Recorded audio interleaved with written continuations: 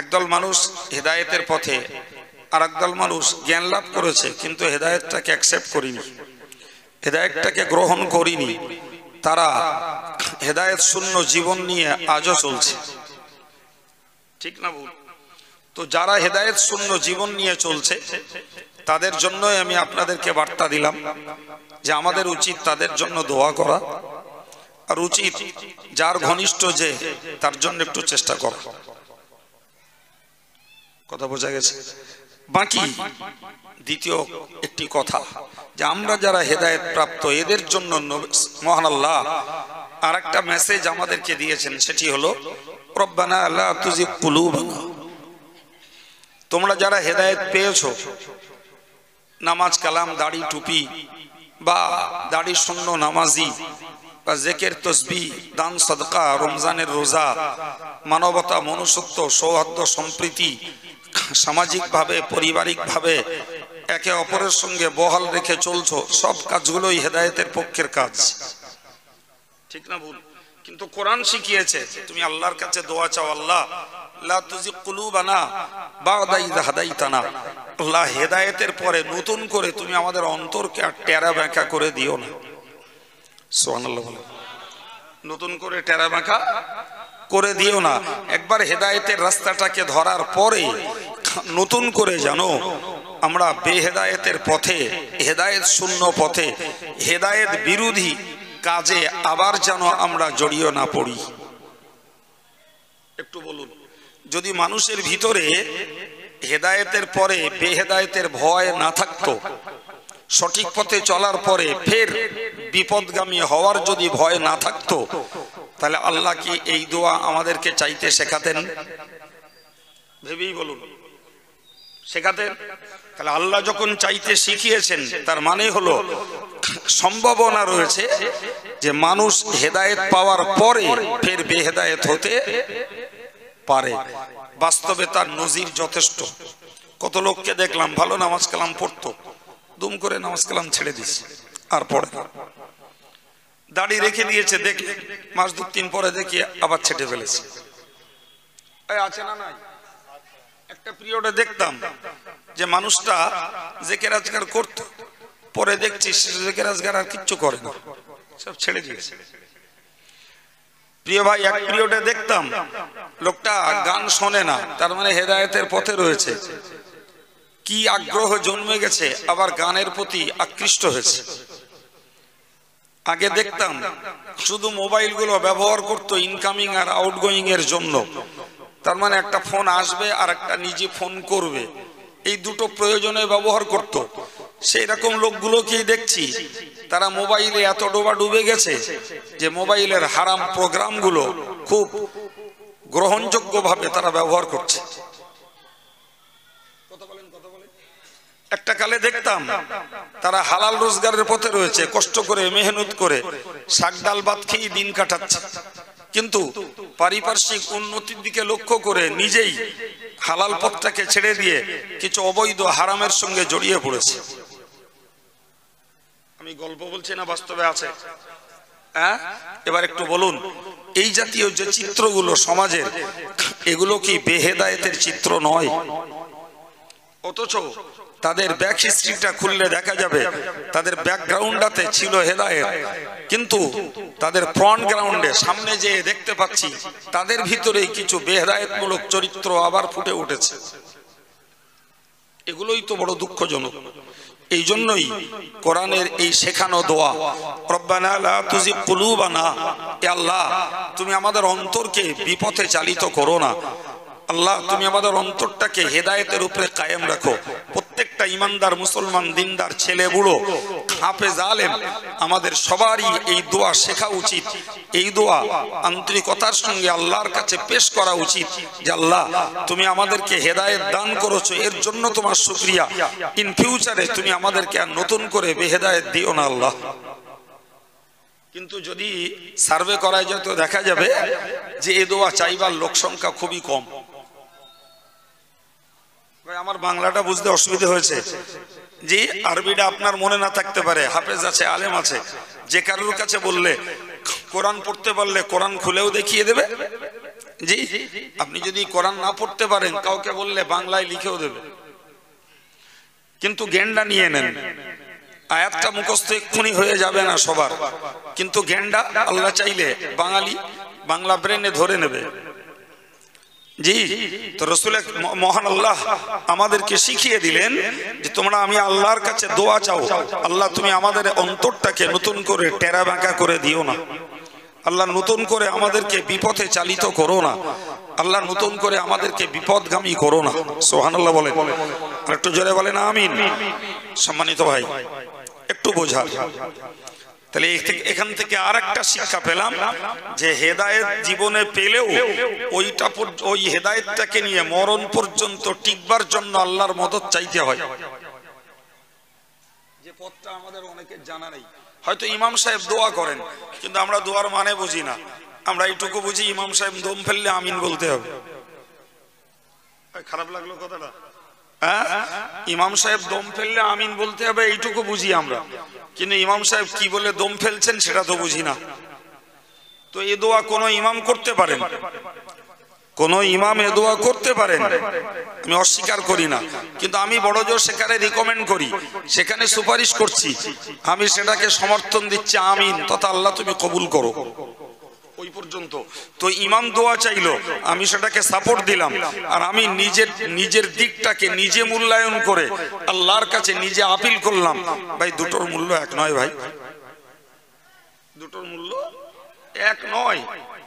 জি ভাই, আমরা আলেমদের কাছে দোয়া চাই, হুজুর একটু দোয়া করবেন, তো একটা কমন দোয়া হুজুররা জানে, সেটা হলো ফি আমানিল্লাহ। কথা বলেন, মুখস্থ হয়েছে না হয়নি? জীবনে কথা শুনেছেন না শোনেননি?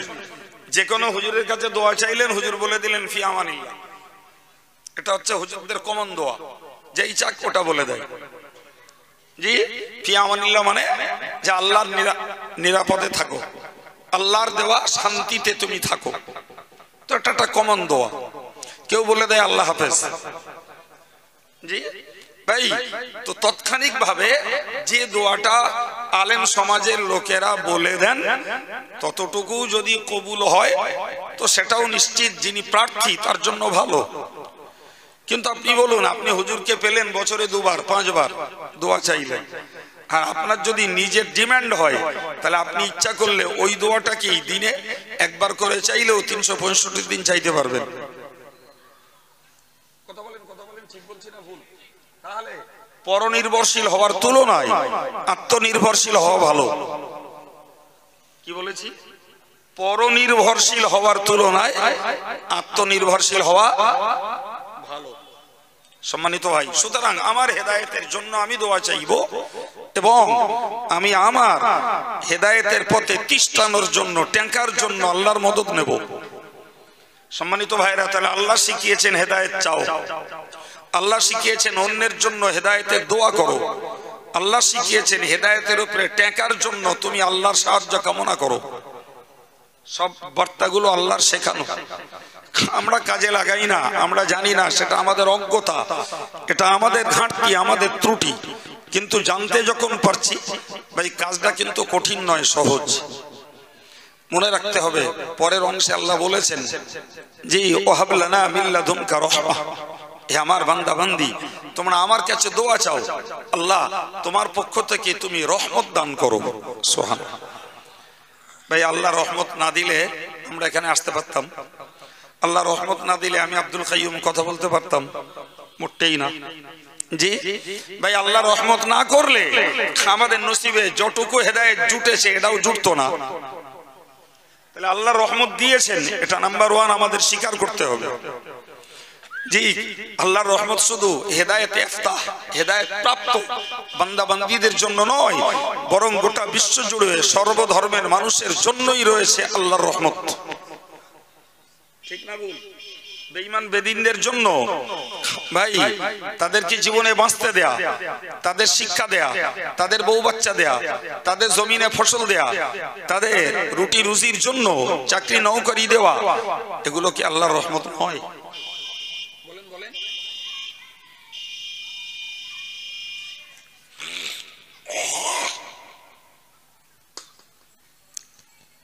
প্রিয় ভাই,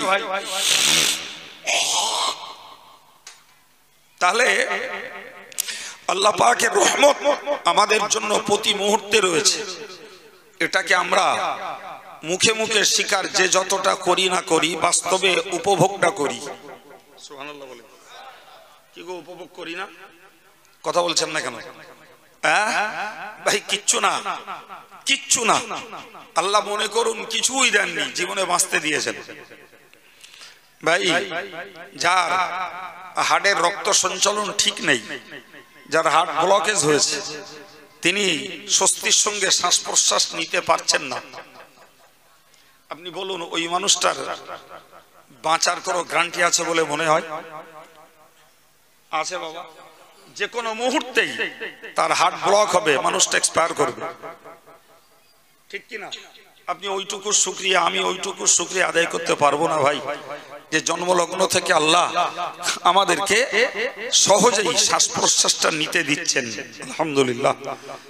জি ভাই, মানুষ দুটো গাছ লাগাতে পারে, ফসল তৈরি করতে পারে, কিন্তু সুন্দরবন মানুষ বানাতে পারে না, আফ্রিকার জঙ্গল মানুষ বানাতে পারে না। কথা বলেন, পারে? ভাই, আমাজনের জঙ্গল মানুষ বানাতে পারে না। কে বানিয়েছেন? কিসের জন্য? কিসের জন্য? ভাই, মানুষ কার্বন ডাই অক্সাইড ছাড়বে, গাছগুলো টেনে নিয়ে সেটা শুদ্ধ করে ছেড়ে দেবে, মানুষ অক্সিজেনটা আবার টেনে নেবে। সুবহানাল্লাহ চিল্লে বলেন, আর একটু চিল্লে বলেন। ভাই, তাহলে আল্লাহ কিছু যদি না দেন, আমাদেরকে শ্বাস প্রশ্বাসটাকে সহজে নিতে আর ছাড়তে যে তৌফিকটা দিয়েছেন, এর ঋণ শোধ করার ক্ষমতা আমাদের নাই। আছে? জি, এই জন্য দেখেন না, পঞ্চায়েত থেকে উৎসাহ দেওয়া হয়, গাছ লাগান, প্রাণ বাঁচান। বলে না? বলে না? কেন বলে? কি জন্য বলে? ওটা পৃথিবীর ভারসাম্য, মানুষের স্বস্তির সঙ্গে শ্বাস প্রশ্বাস নেওয়ার জন্য ওটাই মাধ্যম। ভাই, কলকারখানা যে পরিমাণ পয়জেবল ধোঁয়া ছাড়ছে, ভাই যদি দেশে দুনিয়ায় জগতে গাছ না থাকতো, মানুষ বিষক্রিয়ায় মরে যেত। আপনি জানেন, আজকের জগতের উন্নতিতে, পৃথিবীর উন্নয়নে, ভাই আল্লাহ সৃষ্টি করা পাহাড় মানুষ সৃষ্টি করে। কে সৃষ্টি করে? আল্লাহ নিজেই বলেছেন, আলাম নাজআলিল আরদা মিহাদা ওয়াল জিবালা আওতাদা। আমি আল্লাহ জমিনটাকে কে বিছানার মতো করে বিছাইনি, আর এই টলমান জমিনটাকে স্থির রাখার জন্য পাহাড়গুলোকে পেরেক স্বরূপ মেরে দেয়নি। চিল্লে বলে। মুফাসসিররা বলেছেন, এই কথার উত্তর হলো হ্যাঁ, অবশ্যই আল্লাহ আপনি জমিনটাকে বিছানার মতো করে বিছিয়ে দিয়েছেন, আর টলমান জমিনটাকে স্থির রাখার জন্য পাহাড়গুলোকে দিয়ে জমিনটাকে পেরেক সাঁটা করে স্থির করে দিয়েছেন। জানেন, আজকের পৃথিবীতে পাহাড় কেটে উন্নয়ন হচ্ছে, পাহাড় কেটে রাস্তা তৈরি হচ্ছে, পাহাড় কেটে বড় বড় কারখানা, রাজপ্রাসাদ তৈরি হচ্ছে। এটা পৃথিবীর জন্য অভিশাপ, এটা জগতের মানুষের জন্য চরম ভয়ঙ্কর বিপদের দিন ঘনিয়ে আসছে। এই পাহাড় দ্বারা আল্লাহ পৃথিবীর ভারসাম্যকে স্থির রেখে দিয়েছেন। পাহাড় যখন উঠে যাবে, পৃথিবীর ভারসাম্য হালকা হয়ে যাবে। এই পৃথিবীতে ভূমিকম্প তখন খুব বেশি পরিমাণে হবে। এটা কি মানুষের জন্য আশীর্বাদ না অভিশাপ? এটা মানুষের জন্য কল্যাণ না অকল্যাণ? সুতরাং মানুষ যখন খোদার উপরে খোদগুরি করে নিজের উন্নয়ন আর নিজের বুদ্ধিমত্তা, নিজের ইতলাক, নিজের সৃজনশীলতা, নিজের যে আইডিয়া জেনারেট করে যত উন্নতি ঘটাতে যাবে, মনে রাখবেন এদের কপালে এরা নিজেরাই বিপদ ডেকে আনছে। সেই বিপদ আপনার জন্য, আমার জন্য। জি, করবে রাষ্ট্র, করবে সরকার, করবে উন্নয়ন কমিটি, কিন্তু মরবে জনগণ। বুঝতে পারছেন কথা? সুতরাং মনে রাখা দরকার, এই যে জঙ্গল কেটে সাফ করা, পাহাড় কেটে উধাও করে দেওয়া, এগুলো জাতির জন্য অভিশাপ, জনগণের জন্য ভয়ঙ্কর বিপদ। সুতরাং আমি যেটা বলতে চাইছিলাম, যে আল্লাহ আমাদের কিচ্ছু দেননি, শ্বাস প্রশ্বাস নিয়ে বাঁচতে দিয়েছেন। এই শ্বাস প্রশ্বাস নিয়ে বাঁচাটার পিছনে রয়েছে ওই গাছগুলোর বিরাট অবদান। আমরা গ্রহণ করি অক্সিজেন, ছাড়ি যখন ওটা কার্বন ডাই অক্সাইড, ওটা বিষাক্ত। গাছগুলোকে সেইটা টেনে নিয়ে শুদ্ধ করে ছেড়ে দেয়, আবার টান। কথা শোনা যাচ্ছে বাবা? জি, তো এর শুকরিয়াটুকু আদায় করার ক্ষমতা আমাদের নেই ভাই। এর উপরে বলুন জগৎময় কত চরিত্রের মানুষ রয়েছে, আল্লাহ লাখ শুকরিয়া আদায় করে বলছি যে আল্লাহর মনোনীত পছন্দনীয় একমাত্র ধর্মের নাম ইসলাম। কোরআন তার রাজসাক্ষী, ইন্নাদ দীনা ইনদাল্লাহিল ইসলাম। আমাদের মতো সার্বিকভাবে আমরা কাঙাল, আমরা ইলমে, আখলাকে, আমলে, অর্থে, বিত্তে, জ্ঞানে, বুদ্ধিতে সব দিক দিয়ে কাঙাল, কিন্তু আমাদের জন্য বড় গর্ব, আত্মতৃপ্তি যে আল্লাহর মনোনীত ধর্মটাকে, ইসলামটাকে আমাদেরকে আল্লাহ গ্রহণ করতে এবং আংশিক হলেও সেটাকে মান্য করতে তৌফিক দিয়েছেন। কথা বলেন, এই ইসলাম গ্রহণের তৌফিক পৃথিবীর সব ধর্মের লোকের হয়েছে বাবা? সুতরাং আমি ছেলেদেরকে, মুরব্বীদেরকে বলবো, আমরা মুসলমান, এর জন্য আল্লাহ শুকরিয়া আদায় করতে হয়। আল্লাহ যদি কাউকে নামাজ পড়তে দেন, তার জন্য আল্লাহ শুকরিয়া আদায় করতে দেন। আল্লাহ কত লোক নামাজ পড়ে না, তুমি আমাকে নামাজ পড়তে তৌফিক দিয়েছো। কারণ যদি আল্লাহ দাড়ি রাখতে দেন, ওর জন্য আল্লাহ শুকরিয়া আদায় করতে হয়। আল্লাহ অন্তত তোমার একটি অপরিহার্য হুকুমকে আমি বাস্তবে রূপ দিতে পেরেছি, আল্লাহ তোমার শুকরিয়া আদায় করছি আল্লাহ। সুতরাং পার্থিব সহায় সম্পদ, শিক্ষা দীক্ষা, অর্থ সম্পদ, ব্যবসা বাণিজ্য, এগুলো যেমন আল্লাহর দান, এর জন্য যেমন শুকরিয়া আদায় করতে হয়। জি ভাই, ইসলামী রিলিজিয়ান ধর্মটাকে যে যতটা গ্রহণ করতে পারি, এক কথায় মনে রাখা দরকার, ওটাও আল্লাহর রহমত, ওটাও আল্লাহর রহমত। কথা বুঝে আসছে কিছু? আমি আব্দুল কাইয়ুম বক করে বকছি, আমার ক্লাস ফ্রেন্ড কত ছিল যারা এই জায়গায় আজ নেই। আল্লাহ আমাকে এই জায়গায় রেখেছেন, এটা আমার এক বিন্দু যোগ্যতা নয়, এটা আল্লাহ পাকের একান্ত ইচ্ছা, তার একান্ত দয়া। তা না হলে আল্লাহ যদি লেখাপড়া শিখলেই সবার জন্য হয়ে যেত, তাহলে আমার আলো ক্লাস ফ্রেন্ড ছিল, তাদের দ্বারাও এ কাজ হতো। ঠিক কিনা বলে? জি সম্মানিত ভাইরা, সুতরাং আমাদেরকে সর্বস্তরে আল্লাহর শুকরিয়া আদায় করতে হয় এজন্যই যে আল্লাহর রহমত ব্যতীত আমাদের না হয় ধর্ম, না হয় সংসার। আপনি জানেন হযরত মুসা আলাইহিস সালাতু ওয়াস সালাম যখন আল্লাহর নির্দেশ পেয়ে কারুনকে যে বলেছিল, কারুন তুমি যাকাত দাও, আমাদের যাকাত 2.5%, তার মানে 100 টাকার 2.5 টাকা, 97.5 টাকা তোমার, 2.5 টাকা দাও আল্লাহর রাহে। তার মানে 40%, মানে 40 টাকায় 1 টাকা, 40 টাকায় 1 টাকা। কারণকে বললেন 1001 টাকা। কত বললেন? কারণ বলল মুসা আজকে নয়, কালকে এসে বলবো। হযরত মুসা আলাইহিস সালাম পরদিন গেলেন, কারণ বলল আচ্ছা এই গাড়িটার কি ব্যাপার, একটু খোঁজ নেওয়ার কেউ নেই? একজন জানে, একজন, মেলা যেতে হবে না, একটু জানুন ব্যাপারটা কি।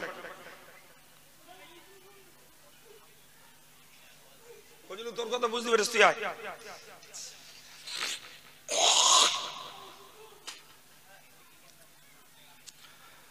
ফজলু, চলে এসো।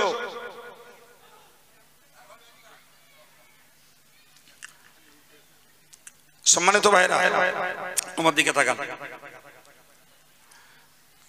তো কারণ মুসা নবীকে বলল, মুসা আমি হিসাব করে দেখেছি, যদি 1 টাকা করে যাকাত দিয়ে আমার আর্ন চেস্টের একটা বিরাট অংশ খালি হয়ে যাবে, ফলে আমি যাকাত দেব না।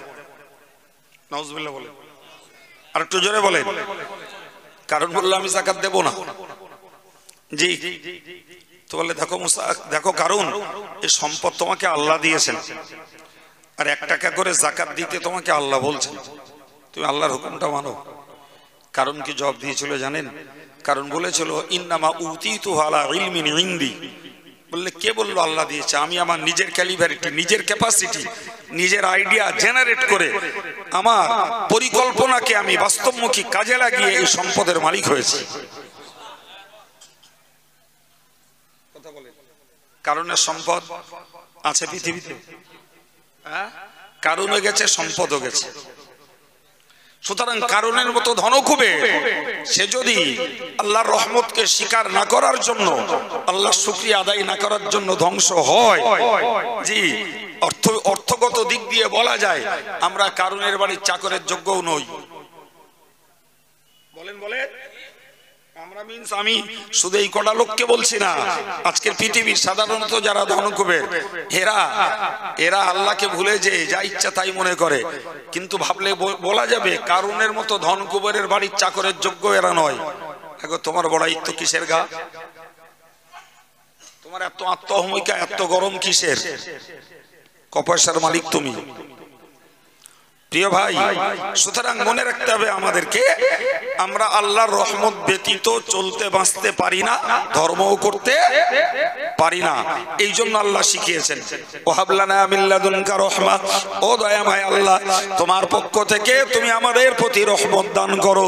তার মানে রহমত তো আল্লাহ দিয়েছেন, আরো বলছেন বান্দা এরপরে যদি তোদের পেতে হয় আমার কাছে রহমতের ভিখারি তোদের হওয়া লাগবে। আর একটু জোরে বলেন। আমি সাধারণভাবে যেটা দেওয়ার দিয়েছি, তোর পরিষেবার জন্য যেটা প্রয়োজন সেটা দিয়েছি। অতিরিক্ত যদি কিছু রহমত পেতে হয় তাহলে তোকে আমার দ্বারস্থ হওয়া লাগবে, আমার কাছে ভিক্ষা করতে হবে, তোর জন্য আরো রহমত দেব। আমার ভান্ডারে কমতি নেই, তোকে আরো দেবো, তবে চাইতে হবে। কি গো, আল্লাহর কথার যুক্তি আছে না নেই? একদম একদম যুক্তি আছে ভাই। সুতরাং আমাদেরকে এটা মনে রাখতে হবে যে হেদায়েতের উপরে যদি আমাদের টিকতে হয় তাহলে সেক্ষেত্রে আল্লাহর রহমতের হেফাজত আমাদের জন্য প্রয়োজন। আল্লাহর রহমতের হেফাজত আমাদের জন্য, আল্লাহ যদি গাইড দেন, আল্লাহ যদি সেফ গাইড করেন, বিশ্বাস করুন আমাদেরকে কেউ বিচ্যুত করতে পারবে না, কেউ বিচ্যুত করতে পারবে না। জগতের জ্বলন্ত ইতিহাস তার আমাদের জন্য যথেষ্ট প্রমাণ, যথেষ্ট প্রমাণ। সম্মানিত ভাইরা, হেদায়েতের উপরে কায়েম থেকেছেন জি হযরত ইমাম মালিক আহমদ ইবনে হাম্বল রাহমাতুল্লাহ আলাইহি, হেদায়েতের উপরে কায়েম থেকেছেন ইমাম বুখারী, হেদায়েতের উপরে কায়েম থেকেছেন ইমাম আযম আবু হানিফা, হেদায়েতের উপরে কায়েম থেকেছেন প্রিয় নবীর মহা সাহাবীরা, হেদায়েতের উপরে কায়েম থেকেছেন জি মুজাদ্দিদ আল-ফিসানি রাহিমাহুল্লাহ, হেদায়েতের উপরে কায়েম থেকেছেন পৃথিরাজের মোকাবেলায় হযরত খাজা মুঈনুদ্দিন চিশতি। ভাই, এই যে সমস্ত ইতিহাস বিখ্যাত ধর্মীয় ব্যক্তিত্বরা হেদায়েতের উপরে কায়েম থেকেছেন, 100% আল্লাহ পাকের হেফাজত। এগুলো কি জোরে বলেন? আল্লাহর হেফাজত। আর এর জন্য তাদেরকে আল্লাহর কাছে দ্বারস্থ হতে, আল্লাহর কাছে ভিক্ষাবৃত্তি করতে হয়েছে। সুতরাং আমাদেরকে এই শিক্ষাটা নিতে হবে, এই শিক্ষাটা নিতে হবে। নবী, সাহাবী, তাবেঈন, তাবা তাবেঈন, ইমাম, মুস্তাহিদ, বিশেষ বিশেষ ব্যক্তিরা, মুহাদ্দিস, পীর, ওলি, বুজুর্গ, ভাই এনারা হেদায়েতের উপরে টিকার জন্য আল্লাহর কাছে রহমত কামনা করেছেন। আল্লাহ তাদের জানের দুশমন, তাদের প্রচারিত দ্বীনের দুশমনদের থেকে আল্লাহ তাদেরকে হেফাজত করেছেন না করেননি? আজকের আমরা যত ক্ষুদ্র হই এর পরেও তো বলতে হবে যে আল্লাহ আমাদেরকে রহমত, আল্লাহ আমাদেরকে হেদায়েত দিয়েছেন, সেই হেদায়েতের উপরে টেকার জন্য চাই আল্লাহর রহমত।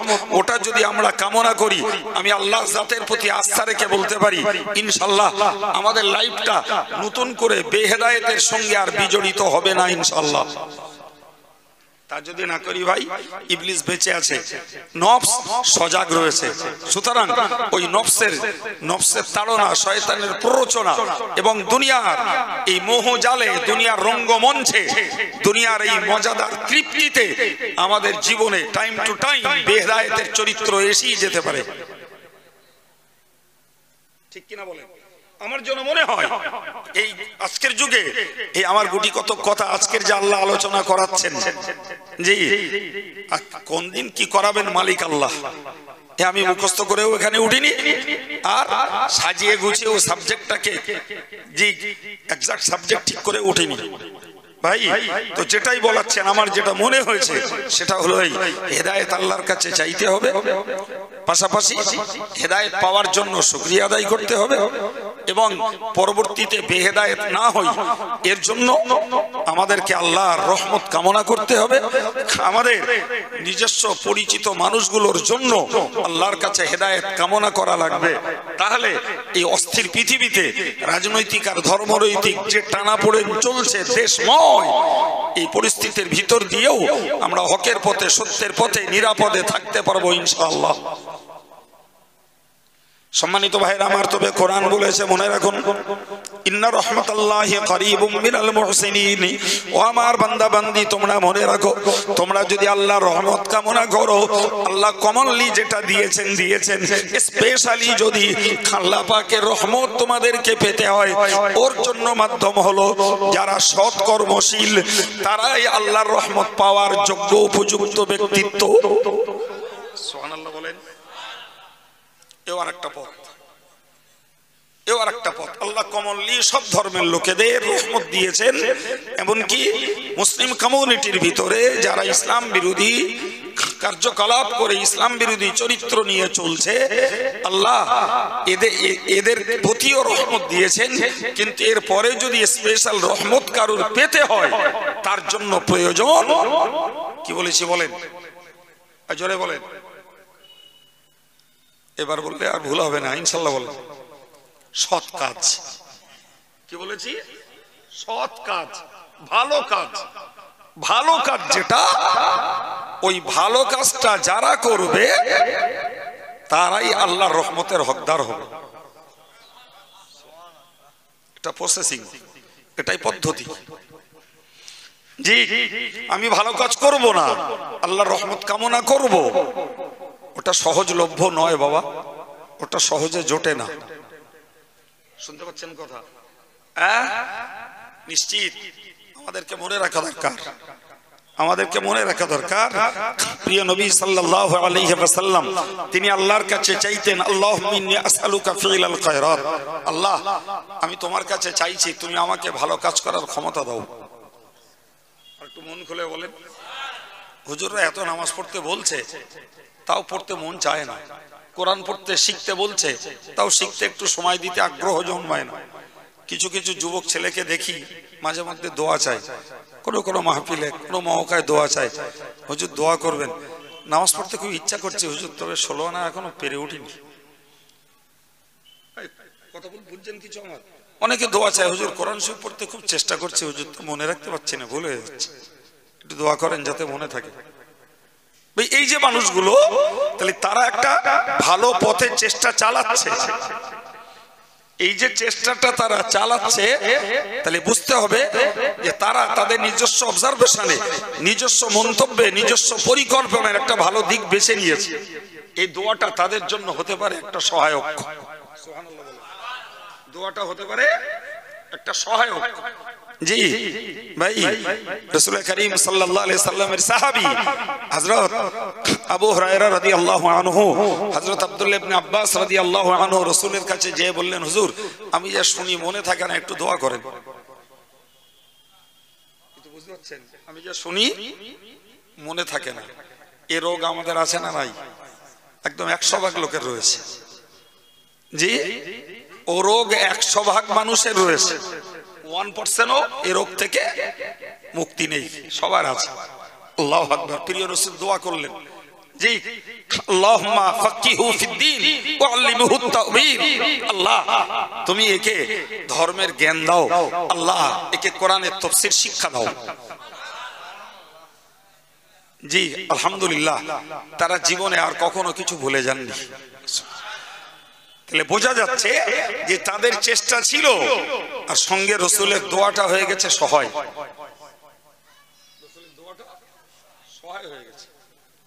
জি, হযরত আব্দুল্লাহ ইবনে আব্বাস হয়েছেন রাইসুল মুফাসসিরিন।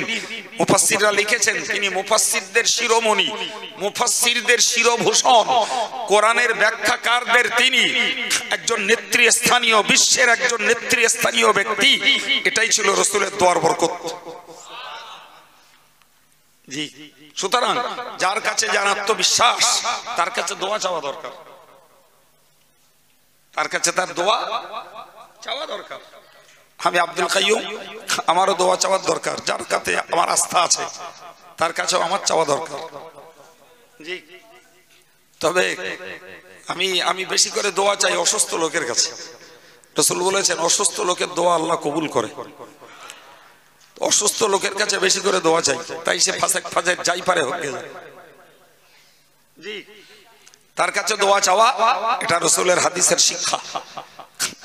ভাই মাঝখানটাকে কাজে লাগানোর একটা কথা আমার সাবজেক্টের বাইরে বলে দিলাম। জি, তো আমার আলোচনা ছিল এটা যে আল্লাহর রহমত যদি পেতে হয় তাহলে কি করতে হবে বলেন বলেন? সৎ কাজ।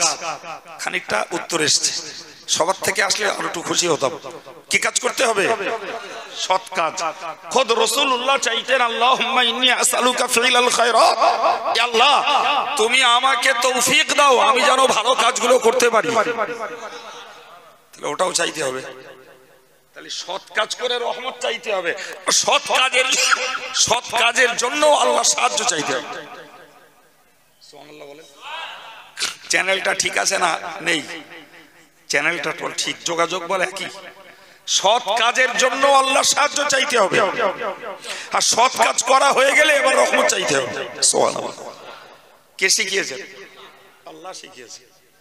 জি সম্মানিত ভাইরা, শুধু সৎ কাজ নয়, রাসূল বলেছেন ওয়াতারকাল মুনকারাত, ওগো আল্লাহ তোমার কাছে চাইছি আল্লাহ যত মন্দ কাজ রয়েছে, যত পাপের কাজ রয়েছে আল্লাহ ওই পাপের কাজগুলোকে ত্যাগ করে চলতে পারি, তুমি আমাকে সাহায্য করো।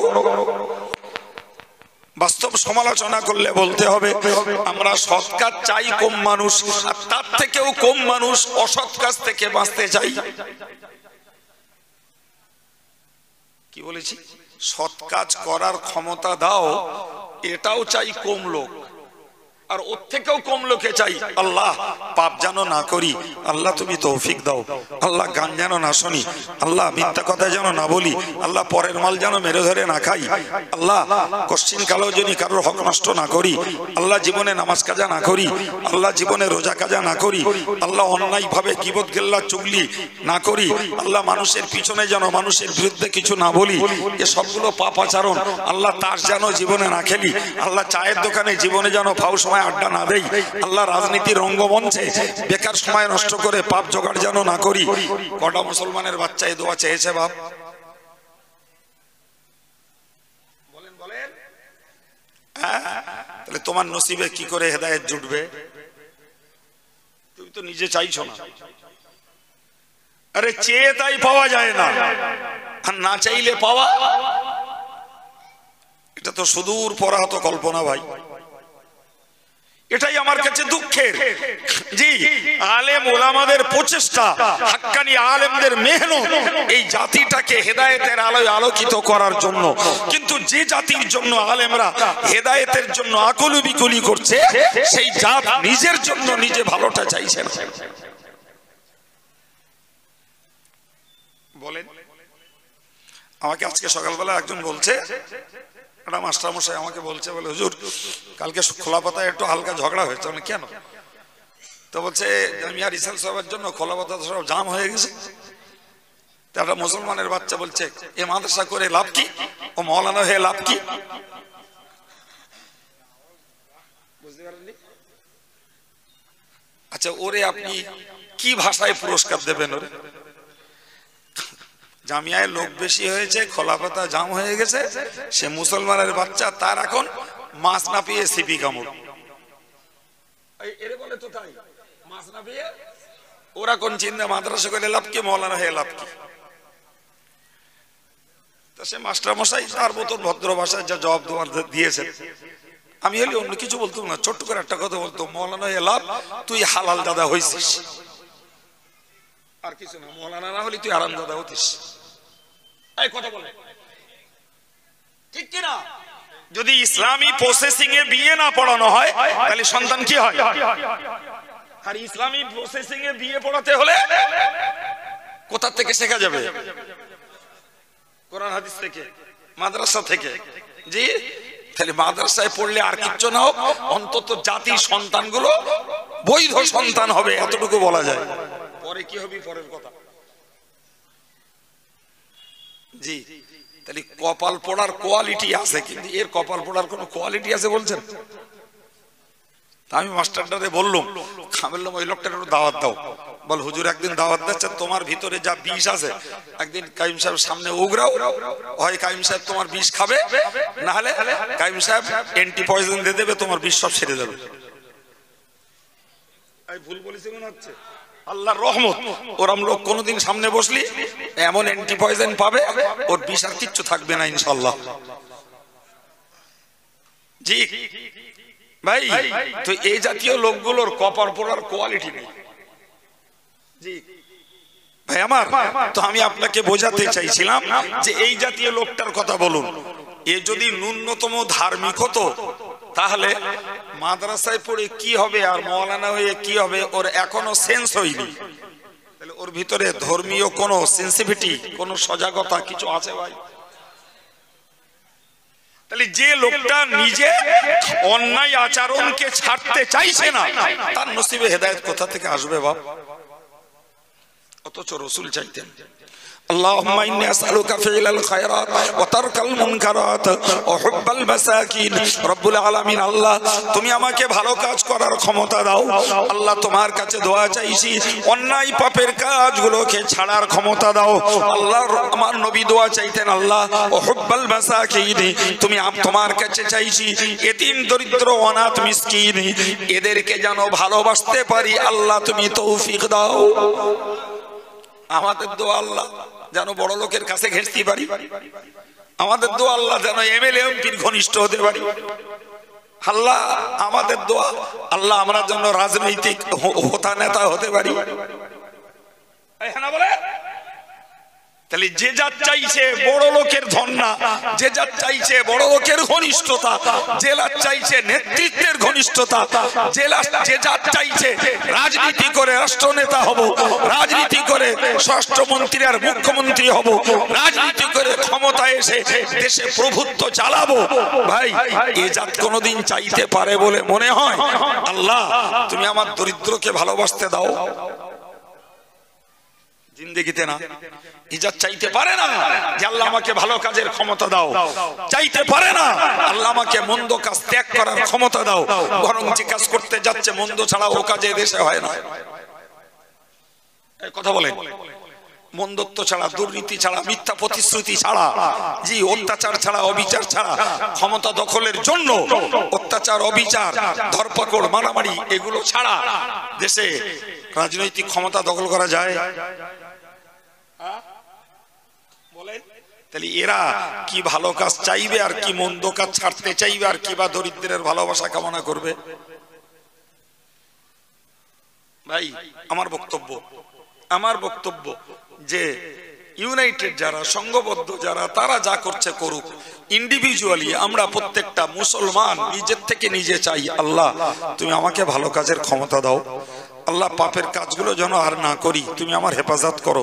আল্লাহ জীবনে যতদিন বাঁচি দরিদ্রদেরকে ভালোবাসতে দাও, এটা তোমার নবীর সুন্নাত। সুবহানাল্লাহ, এটা তুমি নবীর রাসূলুল্লাহ আম্মা জান আয়েশা থেকে বর্ণিত একটা হাদিস রয়েছে, ওয়া ইয়াকা মাজালিসাল আগনিয়া, দুনিয়াদার ধনীদের মজলিসে বসা থেকে বাঁচো। রাসূল বলতেন ওয়া ইয়াকা ওয়া মাজালিসাল আগনিয়া, তোমরা দুনিয়াদার ধনীদের মজলিসে বসা থেকে বাঁচো, কারণ দুনিয়াদার ধনীদের মজলিসে শুধু টাকার গল্প হয়। কিসের গল্প হয়? ঠিক না ভুল? শুধু টাকার গল্প হয়। দিনদার ধনী যদি হয় ভাই, সেখানে টাকার গল্পও হয়, ধর্মের গল্পও হয়, সে তবুও ভালো। কিন্তু রাসূল ওটাও চাননি, রাসূল চেয়েছেন আল্লাহ দরিদ্রদের মজলিসে দরিদ্রদেরকে ভালোবাসতে আমাকে দাও। আল্লাহ তোমার কাছে দোয়া চাইছি, আল্লাহ তুমি আমার দোয়াকে কবুল করো। বিসালিকিল মুহাজিরিন, আল্লাহ মুহাজিরদের ভিতরে যারা দরিদ্র, যারা গরীব, ওদের ওসিলায় আমি মুহাম্মদুর রাসূলুল্লাহ আমার দোয়াকে তুমি কবুল করে নাও। তাহলে দরিদ্ররা নবীর কাছে কত না প্রিয়, দরিদ্ররা নবীর কাছে কত না প্রিয় যে তাদের ওসিলা দিয়ে রাসূল দোয়া চাইতেন।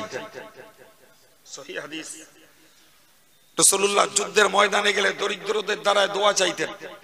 দরিদ্রদের ওসিলা দিয়ে আল্লাহ দরিদ্র মুহাজিরদের ওসিলা দিয়ে দোয়া চাইছি তুমি এই যুদ্ধে ইসলামের জয়দান করো। তাহলে এর গুরুত্ব আছে না নাই ভাই? এর মানে এই বুঝলে হবে না যে আলেমদের ধন হবে না, দিনদার লোকেদের ধন হবে না। যে আবু বকরের ধন ছিল, দান করে গরিব হয়েছে। ওসমানের ধন ছিল বলে তার নাম হয়েছে গনি। তার নাম কি হয়েছে? গনি মানেই ধনী, গনি মানেই। হযরত আব্দুর রহমান ইবনে আউফের ধন ছিল, হযরত আবু আইয়ুব আনসারী রাদিয়াল্লাহু আনহুর ওই জমানায় দোতলা বাড়ি ছিল মদিনায়।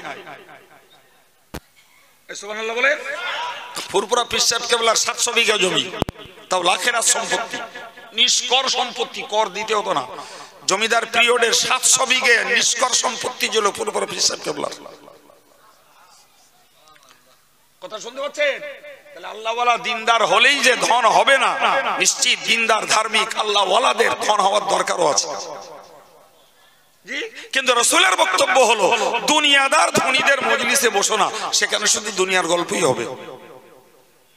জি, যদি দেশের মাটিতে কিছু দিনদার ধার্মিক অর্থশালী না থাকতো, ভাই দেশের ভারতবর্ষে 30,000 মসজিদ বেসরকারি ভাবে জাতির পয়সায় তৈরি হতো না। 60,000 মসজিদ, 60,000 মাদ্রাসা, ভাই যেগুলো বেসরকারি ভাবে চলছে, যদি ধনীরা দিনদার না হতো কিংবা দিনদারদের যদি ধন না হতো, তাহলে এরা দান করতো না, প্রতিষ্ঠানগুলো চলতো না।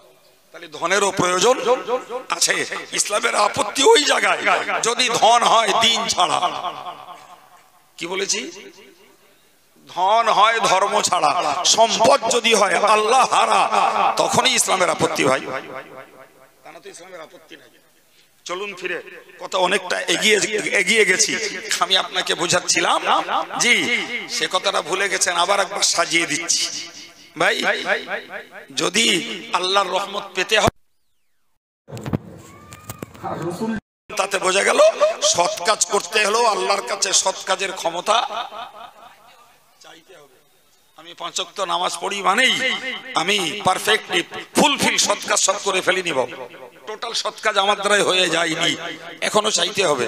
আরো অনেক সৎ কাজ রয়েছে, আল্লাহ কবুল করলে সেগুলো আমার জন্য সহজ হয়ে যাবে ইনশাআল্লাহ।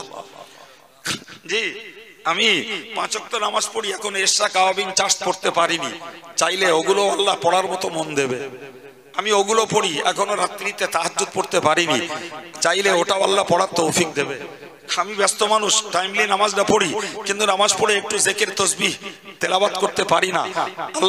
আল্লাহ কবুল করলে দিনদার হেদায়েত ওয়ালা মানুষদের জন্য আল্লাহ পাক আরো জিকির তাসবিহ তেলাওয়াতের তৌফিক দান করবে। আমি পাপের কাছ থেকে বাঁচি, তবু আমার নফস জিন্দা, আমার কাছে শয়তানের প্ররোচনা রয়েছে, দুনিয়ার রঙ্গমঞ্চে আমি মেতে আছি, ফলে কখনো আমার দ্বারায় পাপের কার্য হয়ে পড়বে না, এটা অসম্ভব নয়, হয়ে পড়তে পারে। ফলে আল্লাহর কাছে চাইতে হবে, আল্লাহ পাপ কাজ থেকে আমাকে বাঁচার তৌফিক দাও, তুমি হেফাজত করো। ভাই এই দোয়ার বদৌলতে, এই দোয়ার ওসিলা করে বিশ্বাস করুন, আমার একদম লাস্ট মোমেন্টে, আমার অন্তিম সময়ে, পৃথিবী ছাড়ার মুহূর্তেও এই দোয়া আমার জন্য উপকারে আসবে। শুনতে পাননি কথা? জি, আমি দোয়া চাইছি, আল্লাহ তুমি আমাকে রহমত করো। কি চাইছি? আর রহমতের জন্য কি দরকার? ভালো কাজ। আর ভালো কাজের জন্য কি দরকার? আল্লাহর কাছে ভালো কাজের ক্ষমতা চাওয়া। প্রিয় ভাই, জি মনে রাখুন, একটা মানুষ যখন মুমূর্ষ পরিস্থিতিতে, মরামুখী মানুষ, তো মনে করুন মানে একজন নেককার দিনদার আল্লাহওয়ালা আর একজন বদকার অসামাজিক সমাজ বিরোধী, দুটো মানুষই মরণমুখী। দুটো মানুষই ভাই, এই দুটি মানুষের কাছে মুমূর্ষর সময় ইবলিস চলে আসে। দুটো মানুষের কাছে মুমূর্ষ মানুষ যে বদকার, তার কাছে এসে বলে, দেখ তোর আপনজনেরা সবাই দাঁড়িয়ে, কেউ তোকে এক ঢোক পানি পান করতে দিচ্ছে না, তুই পানি খাবি, তোরে পানি দেবো। ও সাতসাগরের তৃষ্ণায় ভোগে, ও তখন পানি চায়। ইবলিস পেশাব করে ধরে দাঁড়িয়ে তাকে বলে, তুই বল আল্লাহ নেই, বললেই তোর পানি দেবো। ভাই জীবনটা যে লোকটা, জি তার ব্যাকের জীবন, বিগত জীবনটা 50, 60, 70, 65, 80 যার যেমন আল্লাহ দিয়েছেন, টোটাল লাইফটাকে কাটিয়ে এসছে শয়তানের গোলামি করে। শয়তান নামাজ পড়তে বারণ করেছে, পড়িনি, গান শুনতে বলেছে, শুনেছে, মারামারি করতে বলেছে, করেছে। কথা বলেন জি ভাই, আমাকে বোঝার দরকার যে ওই লোকটা যখন গোটা জীবনটা ইবলিসের গোলামি করে এসেছে, এই মুমূর্ষ সময়ে ও ইবলিসের গোলামি করেই বলবে আল্লাহ নেই। একটু জোরে বলেন। হয়তো বা লোকটা কখনো অজের মজলিসে বসে কলেমা জিকির করেছিল, কখনো লোকটা হয়তো ঈদের নামাজটায় গেছিল, কখনো হয়তো লোকটা কিছু দান ধান করেছিল, কখনো দিন দুঃখী এতিম অনাথকে এক মুঠো খেতে দিয়েছিল, কখনো কোনো গরিবের পরিষেবা দিয়েছিল। এ কাজগুলো তো ভালো, কিন্তু তার উপরে টিকতে পারিনি বলে মুমূর্ষ সময়ে সেই ইবলিসের গোলামি করে তারই তাবেদারি করে বলে ফেলবে যে আল্লাহ নেই। নাউজুবিল্লাহ। তার মানে জীবনের সবগুলো নস্যাৎ হয়ে গেল। সম্মানিত ভাইরা আমার, একজন দিনদার আল্লাহওয়ালা, তার কাছেও ইবলিস চলে যাবে, তার কাছে ইবলিস চলে যাবে। ইবলিস একই চিত্র তার কাছে তুলে ধরবে। তোর আপনজনেরা, প্রিয়জনেরা তোর শিওরে দাঁড়িয়ে, চারিপাশে দাঁড়িয়ে কেউ এক বিন্দু পানি দিয়ে তোর উপকার করে না, তুই অন্তত পক্ষে একটু পানি খাচ্ছি চেষ্টা বল। ও যখন বলবে হ্যাঁ চাই, ইবলিস যথারীতি পেশাব করে এনে তার সম্মুখে দাঁড়িয়ে বলবে, বল্লা আল্লাহ বলে কেউ নেই, তবে তো তোর পানি দেবো। আল্লাহ শুকরিয়া। ওই মুহূর্তে দিনদার আল্লাহওয়ালা লোকটা একদম গম্ভীর্যের সঙ্গে চিল্লিয়ে বলবে, এই শয়তান তুই দূর হয়ে যা, তুই তো শয়তান, তোর পানির আমার প্রয়োজন নাই। আর একটু চিল্লিয়ে বলো। প্রিয় ভাই, ওই যে মরার সময় শয়তানকে চেনার একমাত্র উপায় হবে আল্লাহর রহমত। তাহলে আজকের রহমতের দোয়া চাবো, এই দোয়ার ফল পাবো মরণ দোয়ারে। সুতরাং এ দোয়া শুধু আজকের জন্য নয়, এ দোয়া ধারাবাহিকতা চলতে থাকবে আপ টু ডেট, এবং সর্বোপরি ইমানের মতো শ্রেষ্ঠ সম্পদটাকে নিয়ে মরার জন্য আল্লাহর কাছে কামনা করা রহমতটাই হবে আমাদের জন্য হাতিয়ার। সম্মানিত ভাইরা যারা বসেছেন, আমি সবাইকে লক্ষ্য করে দেখছি কম বেশি দ্বীনি মোহাম্মত, আন্তরিকতা, ইসলামের প্রতি আকর্ষণ এবং হেদায়েতের কিছু না কিছু নিদর্শন ছেলে, বুড়ো, জওয়ান, যুবক সবার মধ্যে রয়েছে। সুতরাং আমার মনে হয় যে সময় উপযোগী একটা বার্তা আজকে আব্দুল কাইয়ুমের কাছ থেকে পাওয়া গেছে, যেটা আমাদের সবাইরই কাজে লাগানো দরকার। আল্লাহ আমাদের তৌফিক দেন, সকলেই বলুন আমিন। আর একটু মহব্বত করে বলেন আল্লাহুম্মা আমিন। সম্মানিত ভাইরা, আর কথা বাড়াবো না। আমার তো জানেন যে আমার উঠি আর আলোচনা করি, টাইম শেষ হয়ে যায়, শেষ করে দিই, একদম দুম করে শুই যাও, আর হবে না বাবা। জি, 15 মিনিট সময় আছে আমার হাতে, 15 মিনিট মাদ্রাসার জন্য একটু ভিক্ষা।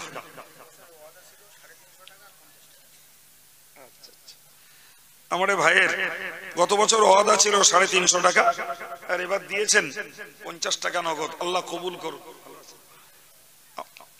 আমার আর এক মুরব্বী 500 টাকা।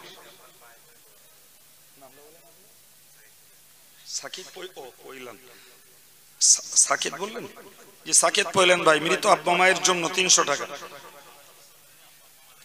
জি, আমার এক পরিচিত মহব্বতের ভাই, তিনি তার আব্বা মায়ের জন্য 500 টাকা দিয়েছেন। ঠিক আছে জি, আমাদের আরেকজন কর্মী, সেও 20-50 টাকা দিয়েছে।